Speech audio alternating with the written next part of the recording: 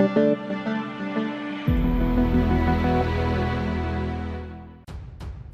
to hard reset Realme 11x. Step 1. Begin by using the power button to completely switch off your Realme 11x. Step 2. Then press the volume down and the power key at the same time. Step 3. After a couple of seconds, you will see the language menu. Use the volume buttons to move and press the power key to choose the language.